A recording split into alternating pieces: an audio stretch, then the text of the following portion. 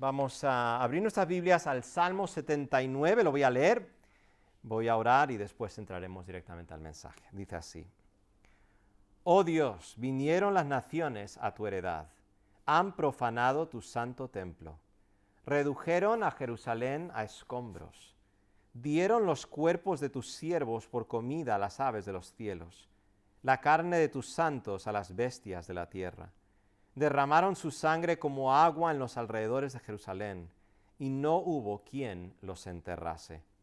Somos afrentados de nuestros vecinos, escarnecidos y burlados de los que están en nuestros alrededores. ¿Hasta cuándo, oh Jehová, estarás airado para siempre? ¿Arderá como fuego tu celo? Derrama tu ira sobre las naciones que no te conocen, y sobre los reinos que no invocan tu nombre, porque han consumido a Jacob y su morada han asolado. No recuerdes contra nosotros las iniquidades de nuestros antepasados. Vengan pronto tus misericordias a encontrarnos, porque estamos muy abatidos. Ayúdanos, oh Dios de nuestra salvación, por la gloria de tu nombre, y líbranos, y perdona nuestros pecados por amor de tu nombre. Porque dirán las gentes, ¿dónde está su Dios?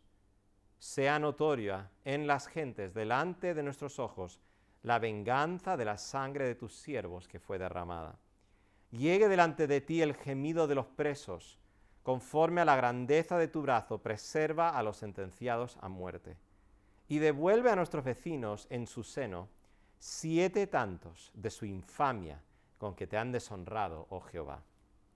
Y nosotros, pueblo tuyo, y ovejas de tu prado, te alabaremos para siempre.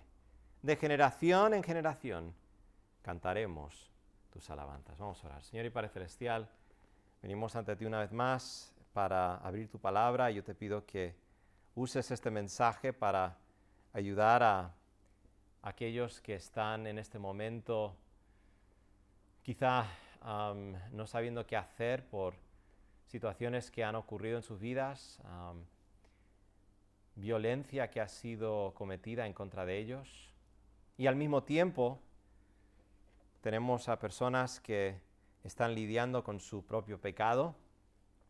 Y Señor, yo te pido que podamos aprender en esta mañana cómo responder, cómo actuar en esta situación como creyentes, que podamos descansar en ti, así como el pueblo de Dios en este tiempo pudo descansar en ti.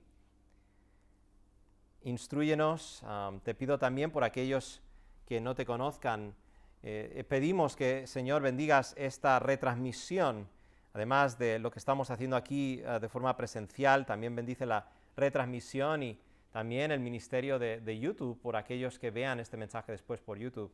Te pedimos que tu evangelio pueda llegar a sus corazones, a sus vidas, y que te puedan conocer, puedan arrepentirse y poner su fe y su confianza en ti para su salvación. Deseamos que el evangelio avance, que llegue a más personas, porque todo esto lo pido en el nombre de Jesús. Amén. ¿Cómo puede Dios existir si hay tanta violencia en el mundo? Esa es la pregunta que muchos se hacen, especialmente cuando ven o experimentan hechos injustificables de violencia. En cierta manera entendemos la violencia de la guerra, en cierta manera entendemos que ha habido momentos donde la guerra ha sido necesaria o ha sido inevitable para acabar con gobiernos tiranos, por ejemplo, como en la Segunda Guerra Mundial. Pero lo que no podemos digerir es la violencia en contra de los indefensos. Recientemente Fabiana y yo vimos un documental sobre el homicidio de Gabriel Fernández, un niño de 8 años en California que fue sistemáticamente abusado y torturado por su madre y el novio de su madre, por un periodo de 8 meses, hasta que eventualmente murió. Gabriel se había criado con sus abuelos porque su madre no era una persona apta para cuidar a niños, pero sorprendentemente un juez le otorgó la custodia de Gabriel y ahí empezó su particular infierno. Gabriel fue humillado, golpeado y torturado en maneras extremadamente inhumanas. Obviamente no quiero entrar en detalles, pero una de las cosas que tuvo que sufrir Gabriel era tener que dormir amordazado en una pequeña caja de madera cerrada con un candado. Imagínate la injusticia. Lo más triste de todo es que el propio sistema que tenía que haberle protegido le falló. Hubo varios reportes de abuso de parte de diferentes personas e incluso agentes de la policía y servicios sociales fueron a la vivienda y en vez de ayudar a Gabriel creyeron la versión de la madre. La historia de Gabriel es un claro ejemplo de violencia injustificable e injusticia en contra de una persona completamente indefensa. Hermanos, ¿qué hacemos con la violencia en el mundo? No es fácil responder a esta pregunta. Pero lo que sí quiero deciros es que la violencia y la injusticia no son razones para negar la existencia de Dios. El propósito de este mensaje no es entrar en una defensa de la fe cristiana, aunque estaría encantado de poder darte razones por las cuales no creo que esto sea una razón para negar la existencia de Dios, en absoluto. Pero lo que sí quiero deciros es esto, para el propósito de este salmo que estaremos estudiando. Si Dios existe, y Él existe, Él hará justicia de una manera u otra, en esta vida o en la que ha de venir. La madre de Gabriel y su novio tendrán que enfrentarse a la justicia divina. Y aunque dije que no iba a entrar en detalle, pero sí quiero deciros que si Dios no existe, entonces no hay justicia final. Lo he dicho muchas veces y lo volveré a decir. Si escapas la justicia en esta vida, no habrá justicia. Pero sabemos que Dios existe y habrá justicia final. La verdad de que Dios es justo debe traer gran consuelo a nuestros corazones cuando vemos o experimentamos violencia. Pero también debería hacer que examinásemos nuestros propios corazones. Porque esto es lo que sucede, yo me he dado cuenta. Cuando escuchamos historias como las de Gabriel, ¿sabes con quién nos identificamos? Nos identificamos con Gabriel, más que con la madre de Gabriel y su novio. ¿Por qué? Porque no somos conscientes muchas veces de la profundidad de nuestra depravación y pecado. Todos nosotros somos capaces de gran mal, violencia e injusticia, porque somos pecadores. Es nuestra naturaleza. Ahora, cuando la Biblia enseña, cuando nosotros hablamos de la depravación total del hombre, no estamos diciendo que el hombre es tan malo como podría ser. Eso no es lo que significa depravación total. Significa que todo nuestro ser ha sido afectado por el pecado. Ha afectado nuestras mentes, ha afectado nuestra voluntad, ha afectado nuestros deseos. Y Dios usa ciertas cosas para restringir, en cierta manera, la maldad en este mundo. Pero tenemos que ser conscientes de que somos capaces, en nuestro estado natural, de gran violencia, de gran pecado. Y si eso es verdad y Dios es justo, estamos en serios problemas. Incluso como creyentes, a pesar de que hemos nacido de nuevo y somos hijos de Dios, seguimos pecando. Seguimos experimentando las consecuencias devastadoras del pecado en nuestras vidas y en las vidas de los demás. Entonces, en este mundo caído, sufrimos violencia y pecamos. Somos tanto víctimas, muchas veces, como también abusadores, por causa del pecado. ¿Cómo debemos responder a esta situación tan devastadora en la que vivimos? Como creyentes, ¿qué debemos hacer cuando sufrimos violencia o cuando pecamos nosotros? Lo que vamos a aprender en el Salmo 79 es que debemos orar a Dios cuando sufrimos violencia o pecamos, sabiendo que Dios nos vengará y restaurará por amor de su nombre. Ese es mi deseo, ese es el deseo en mi corazón, que podáis aprender esta verdad del Salmo 79. Debemos orar a Dios cuando sufrimos violencia o cuando pecamos, sabiendo que Dios nos vengará y restaurará por amor de su nombre. Eso es lo que hizo y supo el pueblo de Dios en el exilio. Y eso es lo que debemos hacer y saber hoy. Entonces, en primer lugar, debemos orar a Dios cuando sufrimos violencia. El Salmo 79 es un lamento colectivo que describe lo que el pueblo de Dios sufrió durante la destrucción de Jerusalén y el subsecuente exilio a Babilonia en el año 587. Este es un hecho histórico, esto es algo que realmente sucedió. Y vemos que hay una descripción de ese suceso en los primeros 4 versículos. El reino de Judá sufrió gran violencia de mano del reino de Babilonia. Tenemos una descripción, como ya dije en estos versículos. El pueblo exiliado como un todo eleva su queja a Dios por la violencia que sufrieron. Esto es un salmo de Asaf, dice en el título, y algunos salmos que dicen salmo de Asaf seguramente fueron escritos directamente por Asaf, pero otros seguramente fueron escritos por los descendientes de Asaf. Y seguramente este es el caso aquí, porque claramente está describiendo el tiempo del exilio, y Asaf vivió después, mejor dicho, antes que el tiempo del exilio. Mira qué dice los primeros 4 versículos. Dice, oh Dios, vinieron las naciones a tu heredad. Han profanado tu santo templo. Redujeron a Jerusalén a escombros. Dieron los cuerpos de tus siervos por comida a las aves de los cielos, la carne de tus santos a las bestias de la tierra. Derramaron su sangre como agua en los alrededores de Jerusalén, y no hubo quien los enterrase. Somos afrentados de nuestros vecinos, escarnecidos y burlados de los que están en nuestros alrededores. Entonces, quiero que veamos que este salmo está describiendo un lamento de parte del pueblo de Dios que está en el exilio, están comunicando su queja a Dios por lo que les ha sucedido.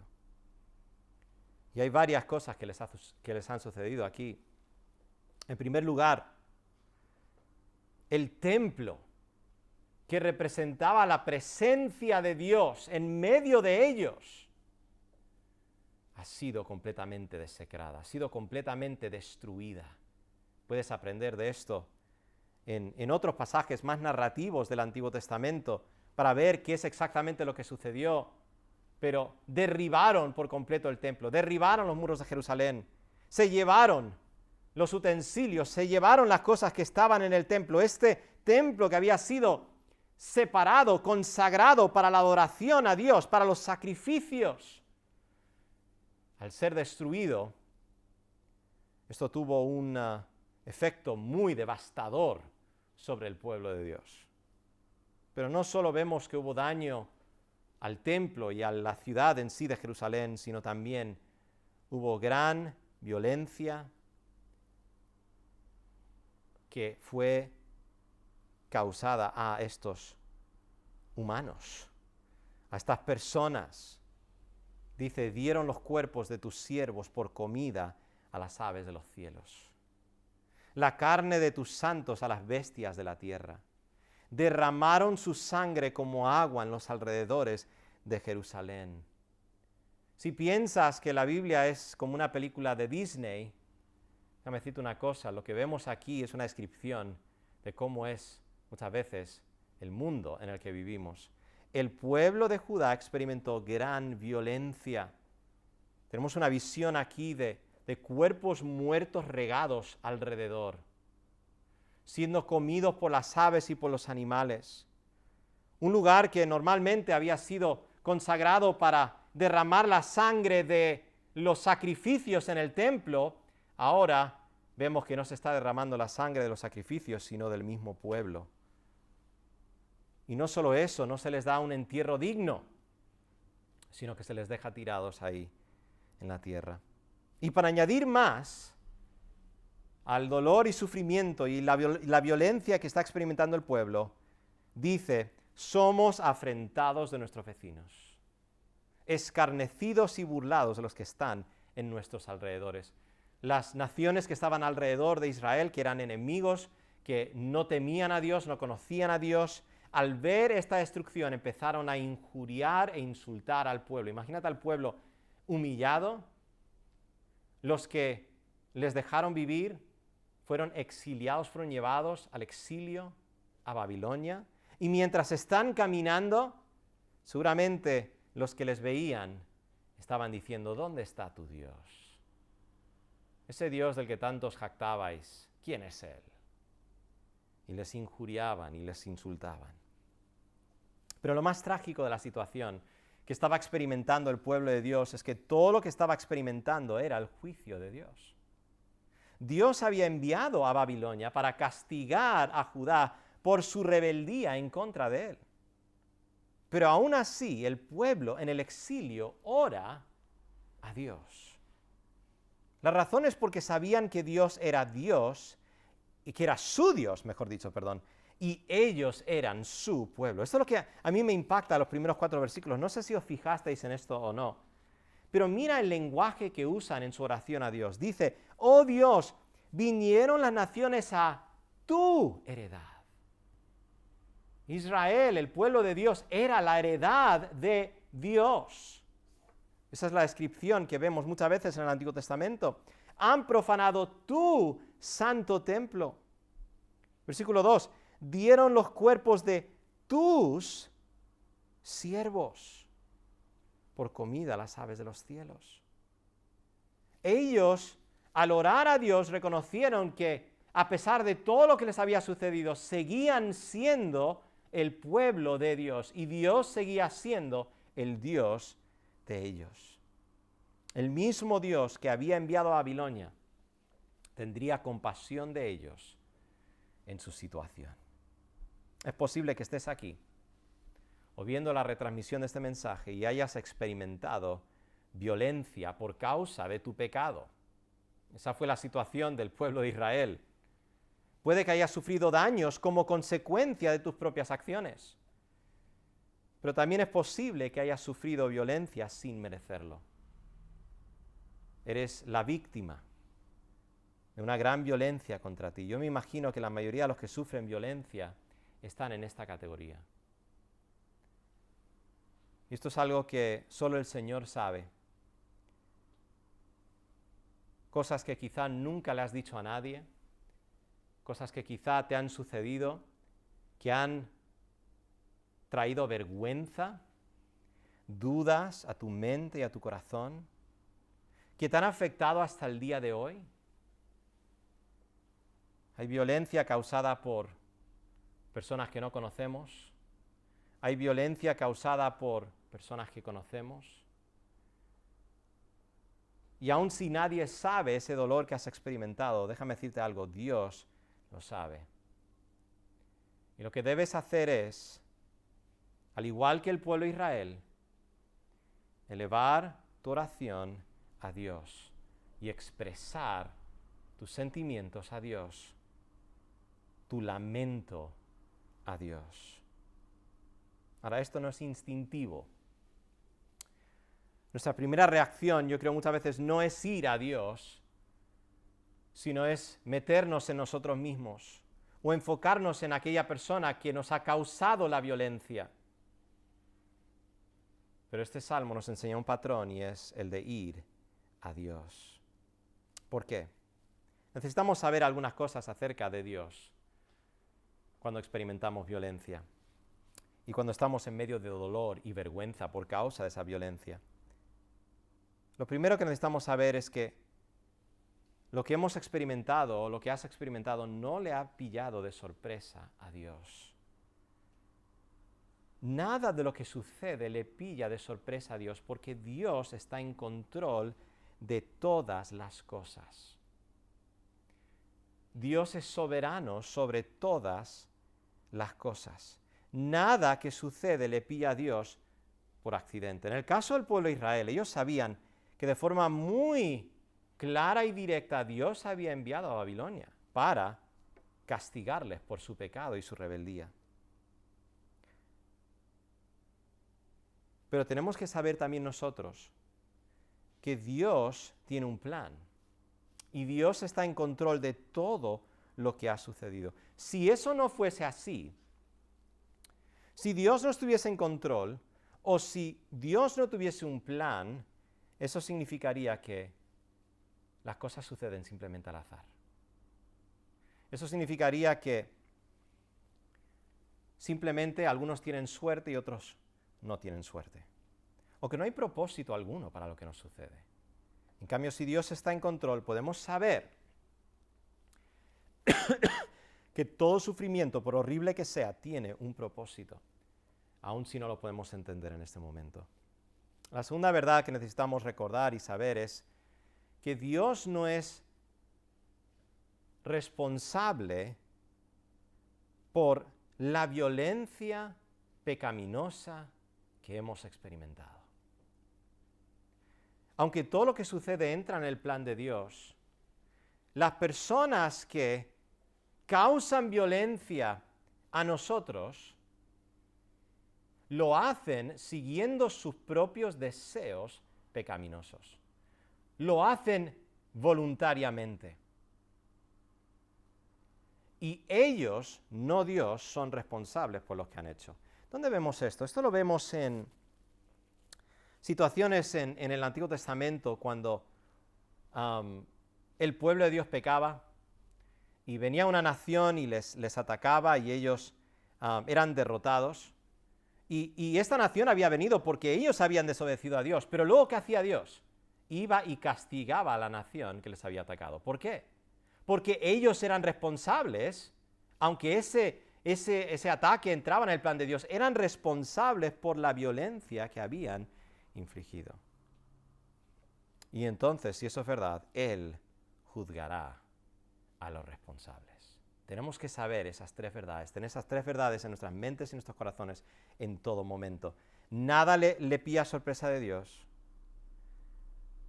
El que es culpable pagará por lo que ha hecho. Y Dios no es culpable. Entonces debemos orar a Dios cuando sufrimos violencia. Número 2, debemos orar a Dios cuando pecamos. El pueblo de Dios había sufrido violencia, pero también había pecado. Y yo creo que esto también es cierto en nosotros también. No hay nadie que sufra violencia que no haya pecado también. Ahora, yo no estoy diciendo que eso significa que lo que te ha sucedido es tu culpa. Pero vivimos en un mundo donde la realidad es que todos somos pecadores. Todos somos pecadores. Y esta realidad de que ellos habían pecado en contra de Dios seguramente añadió al sufrimiento del pueblo en exilio. Ellos sabían que lo que habían sufrido era el justo juicio de Dios sobre ellos. Por eso la oración del pueblo no es solo por venganza de los que habían causado la violencia sobre ellos, sino también era una oración de restauración. Restáuranos una vez más a la relación que teníamos antes de que enviaste a Babilonia para castigarnos. Por eso dice en el versículo 5 al 9, dice, ¿hasta cuándo, oh Jehová, estarás airado para siempre? ¿Arderá como fuego tu celo? Esa pregunta la vemos muchas veces en la Biblia y esta pregunta es la pregunta que hace el pueblo de Dios. ¿Hasta cuándo, oh Jehová? Yo leí un libro que llevaba por título ese nombre, escrito por el teólogo D.A. Carson, y me encanta lo que él dice en ese libro, porque él dice, nosotros en este mundo moderno tendemos a hacernos la pregunta, ¿por qué Dios? Pero lo que vemos en el Antiguo Testamento es que el pueblo de Dios, lo que preguntaban a Dios no era tanto por qué, sino hasta cuándo. ¿Por qué? Porque sabían que Dios estaba en control. Y sabían que Dios podía e iba a acabar lo que estaban experimentando. Qué precioso, ¿verdad? Eso demuestra una confianza en el carácter de Dios. Hacer la pregunta ¿hasta cuándo? Es la pregunta de una persona que entiende que Dios no va a hacer que experimentemos esto para siempre, ¿verdad? ¿Hasta cuándo? ¿Estarás airado para siempre? ¿Arderá con fuego tu celo? Y fijaos cómo el pueblo está diciendo, ya no estés enfocado en nosotros, en castigarnos a nosotros, sino por tu misericordia, enfoca ahora tu ira en aquellos que han infligido esta violencia sobre nosotros. Dice en el versículo 6 al 7, derrama tu ira sobre las naciones que no te conocen y sobre los reinos que no invocan tu nombre, porque han consumido a Jacob y su morada han asolado. En otras palabras, castiga a aquellos que te odian, que te desprecian, que aun cuando estaban atacando al pueblo de Dios, lo estaban haciendo con soberbia, pensando que ellos eran más poderosos que Dios. Castígalos a ellos. Aunque todo esto entró en tu plan, Dios, reconocemos que ellos actuaron de forma pecaminosa. Por lo tanto, vénganos por amor de tu nombre. Y luego dice, no recuerdes contra nosotros las iniquidades de nuestros antepasados. Vengan pronto tus misericordias a encontrarnos, porque estamos muy abatidos. Ayúdanos, oh Dios de nuestra salvación, por la gloria de tu nombre, y líbranos y perdona nuestros pecados por amor de tu nombre. Esta petición para perdón, lo que vemos aquí implícito es un reconocimiento de culpa. Esto quizá no es explícito, pero definitivamente es implícito. Al decir, no recuerdes contra nosotros las iniquidades de nuestros antepasados, vengan pronto tus misericordias a encontrarnos, no significa que el pueblo está diciendo, Dios, simplemente restáuranos sin que nosotros nos hayamos arrepentido. No, eso no es la actitud del pueblo. El pueblo reconoce que Dios les ha juzgado justamente.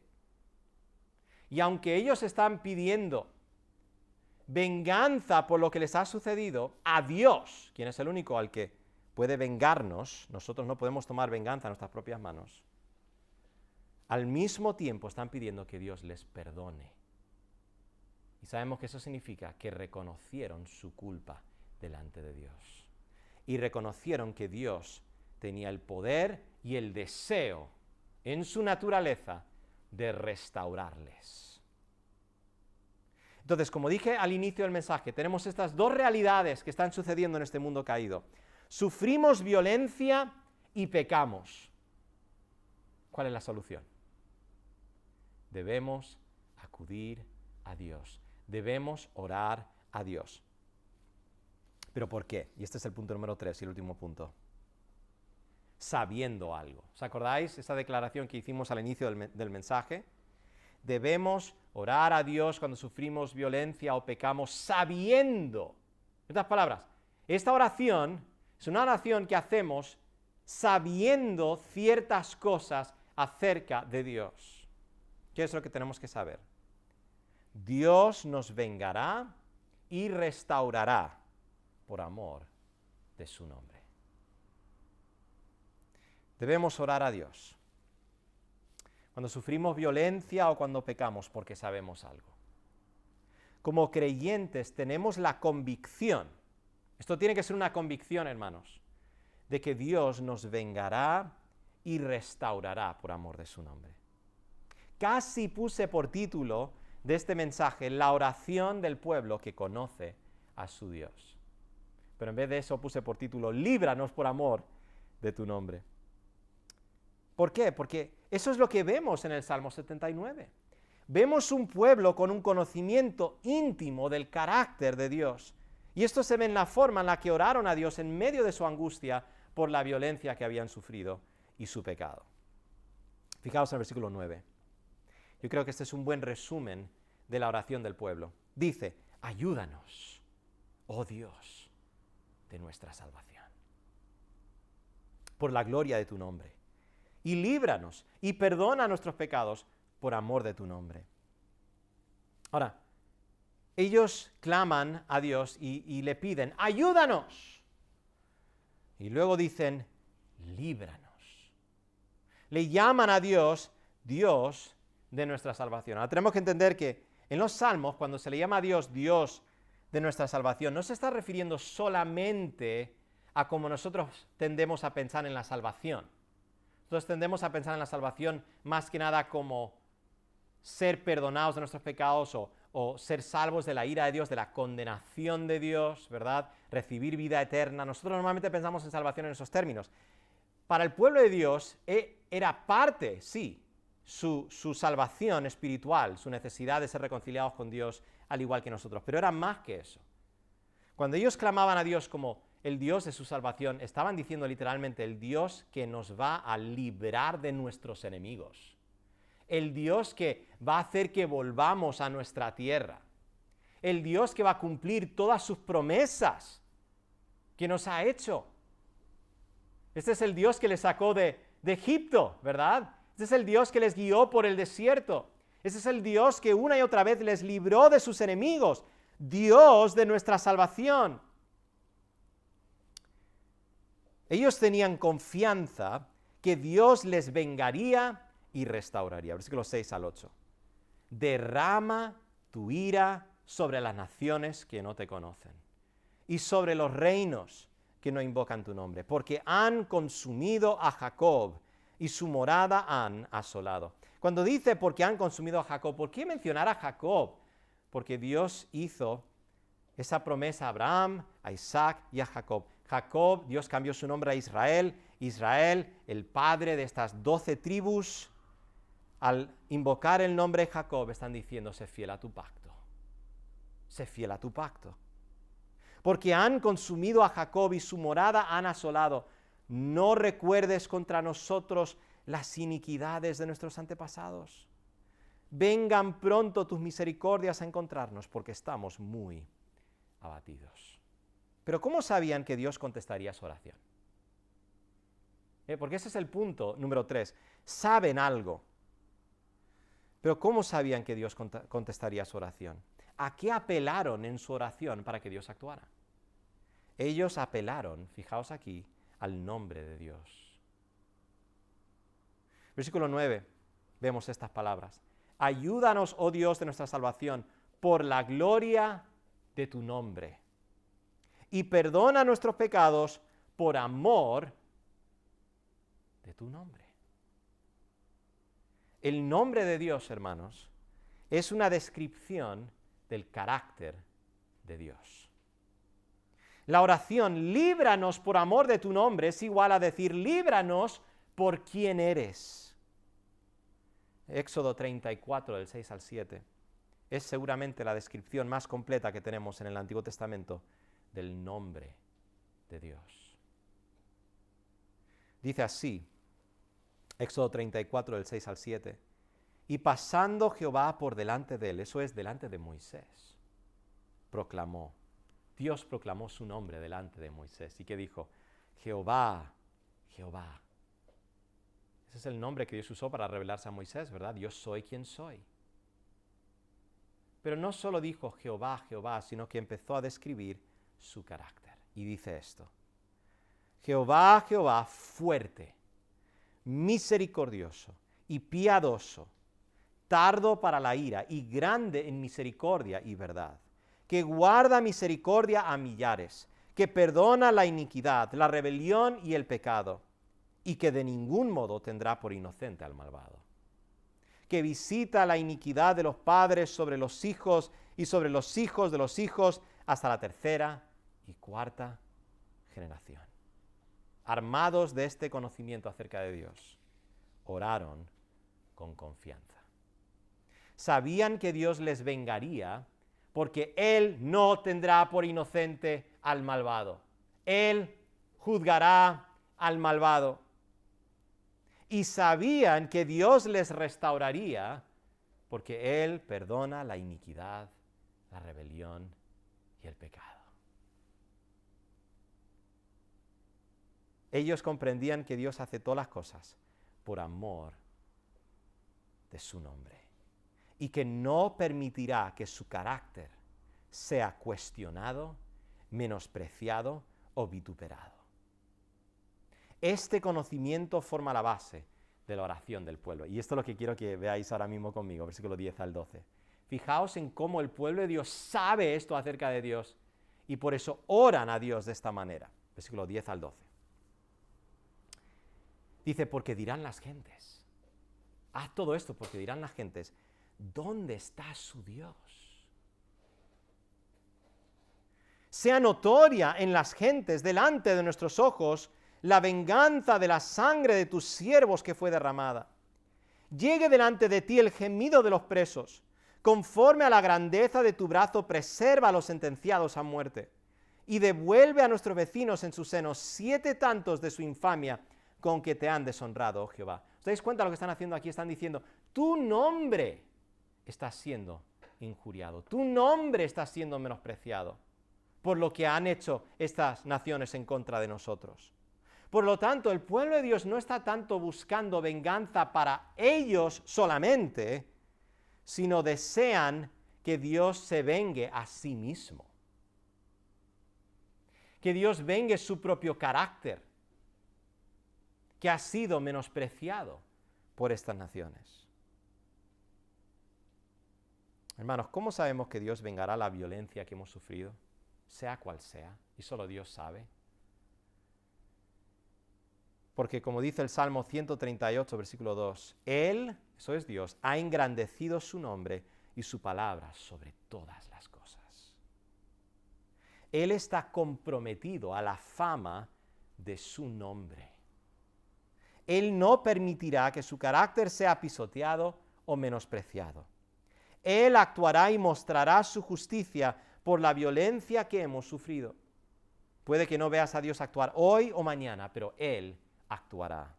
Y se verá claramente que Él ha actuado. Y esta es la razón por la cual el pueblo de Dios ha podido sufrir violencia a lo largo de las edades, en el Antiguo Testamento y en el Nuevo Testamento, en el tiempo de la Iglesia. ¿Por qué? Y no solo sufrir violencia, sino no responder mal por mal, no infligir violencia al que nos ha causado violencia. ¿Por qué? Porque sabemos que Dios tendrá la palabra final. Y Dios es el que vengará. Porque Dios es justo. ¿Sabes algo? Si tú estás comprometido a que se haga justicia por la violencia que se ha hecho contra ti, tienes que saber algo. Dios está mucho más comprometido a su nombre de lo que tú estás comprometido a que se haga justicia. Y por amor de su nombre, Él hará justicia. Entonces, si conoces el carácter de Dios, tienes que saber, Él hará que se haga justicia en tu situación. Pero hemos dicho que la oración es no solo para venganza, sino también para restauración.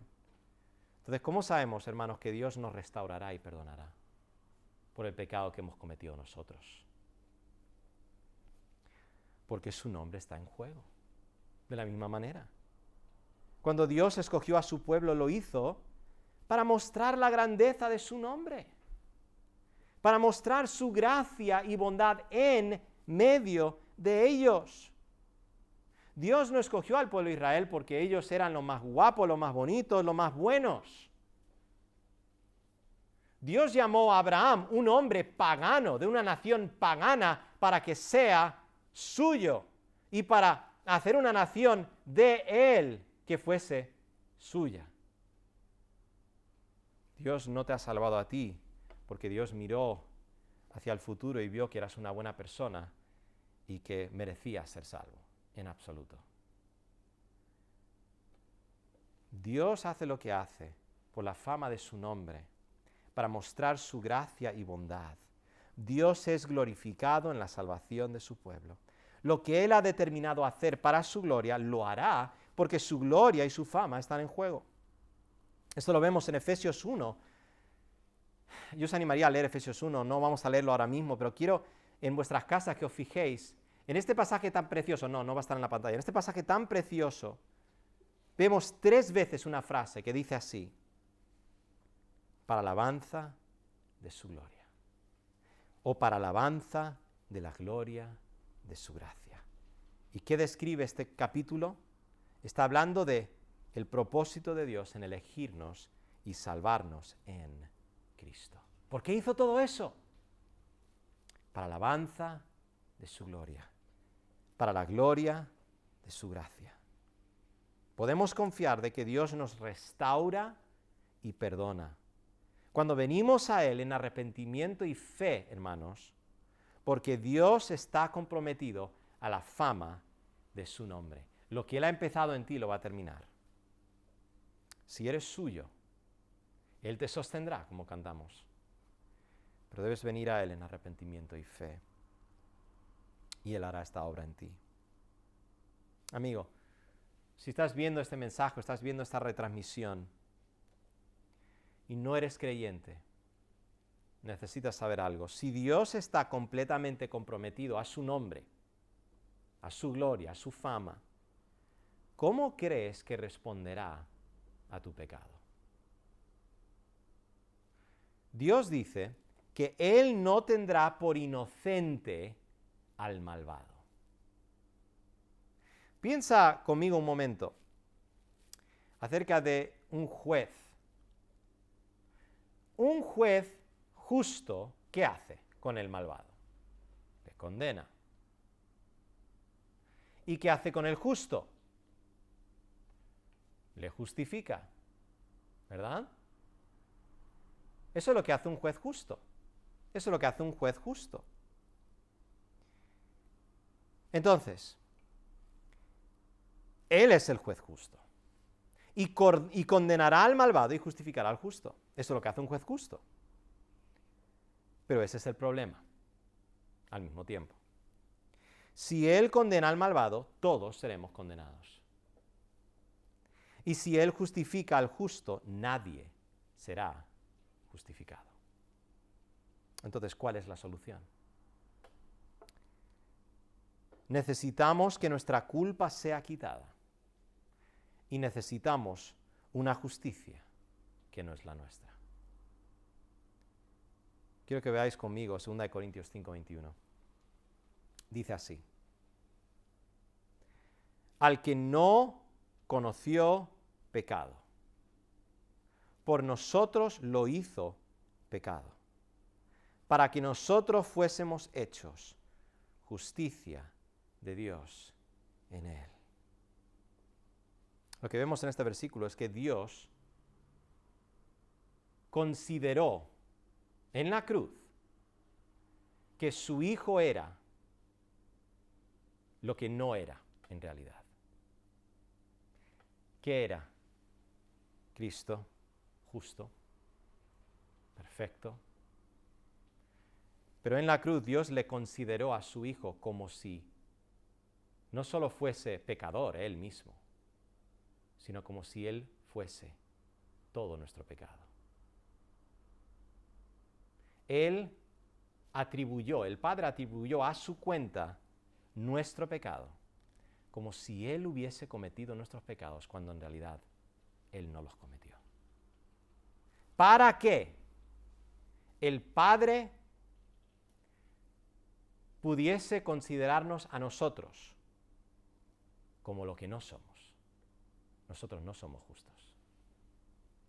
Pero por la obra de Cristo en la cruz, Dios atribuye a nosotros una justicia que no es la nuestra. Y esa es la justicia perfecta de Cristo.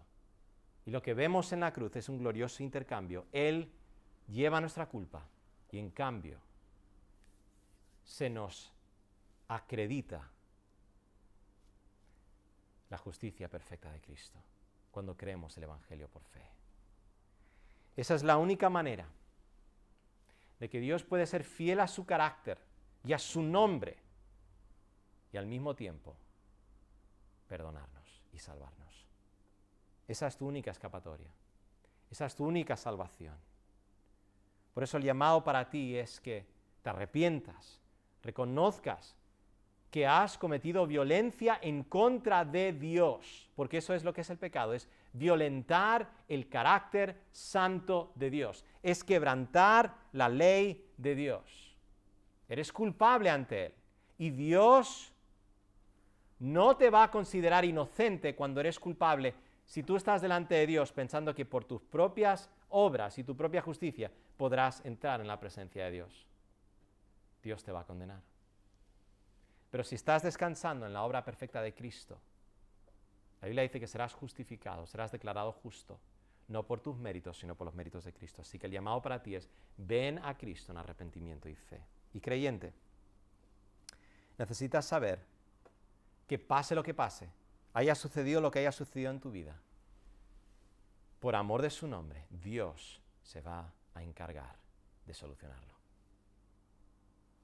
Y esto tiene que ver con confianza en el carácter de Dios. Yo no sé qué tipo de violencia has experimentado. Lo único que puedo saber yo es que estadísticamente miles y miles y millones de personas sufren violencia de todo tipo. Y muchas veces nunca se lo dicen a nadie, pero Dios sabe. Usa este salmo como una forma de expresar lo que estás sintiendo a Dios. Eleva tu oración a Dios. Lleva tu queja a Dios y dile a Dios lo que te ha sucedido. Y luego pídele a Dios que por amor de su nombre, Él sea fiel a su propio carácter. Pero también recuerda que, aunque sufrimos violencia, nosotros también somos responsables por mucho pecado. Y somos también nosotros pecadores, aún siendo creyentes. Confía de que Dios, a pesar de lo que hayas hecho, te restaurará. Piensa en Pedro, ¿verdad? Creo que es el caso más claro que tenemos en la Biblia de cómo Dios puede restaurar a un creyente que ha pecado, que ha caído. Dios está ahí esperando con brazos abiertos para restaurarte. Debe haber reconocimiento, debe haber confesión de pecado.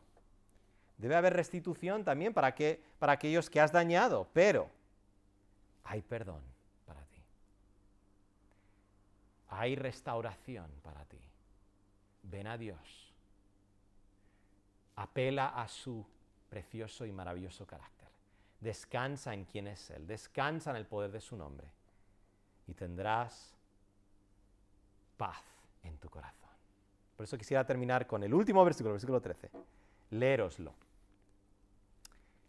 Porque me encanta el tono en el que termina el Salmo 79. Es un tono de esperanza, es un tono de confianza. El último versículo dice, y nosotros, pueblo tuyo y ovejas de tu prado, somos tuyos. Te alabaremos para siempre. De generación en generación cantaremos tus alabanzas. ¿Sabe lo que nos dice este último versículo? Que el pueblo tenía confianza de que Dios les iba a restaurar.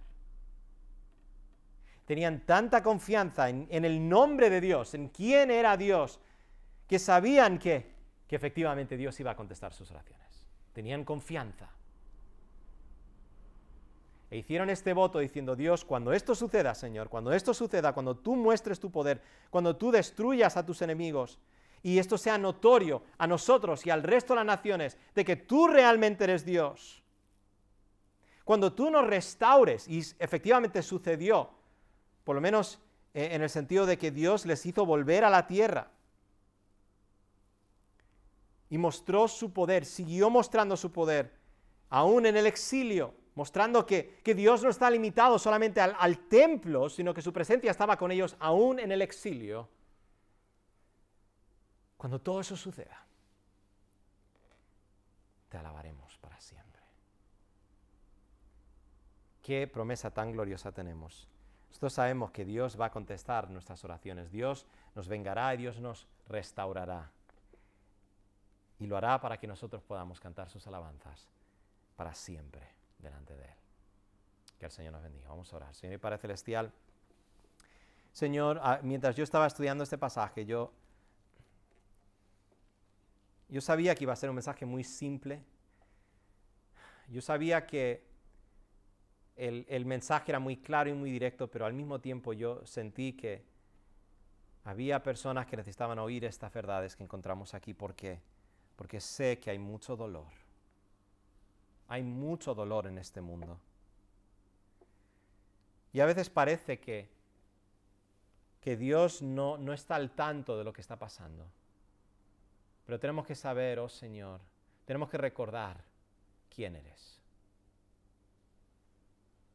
Por amor de tu nombre, nos vas a librar. nos vas a vengar y nos vas a restaurar. Ayúdanos a descansar en ti, confiar en ti. Y da consuelo a corazones que han sufrido violencia, a personas que están experimentando vergüenza y todo tipo de sentimientos depresivos, quizá incluso, por lo que han sufrido. Ayúdales a descansar en ti y conocerte mejor.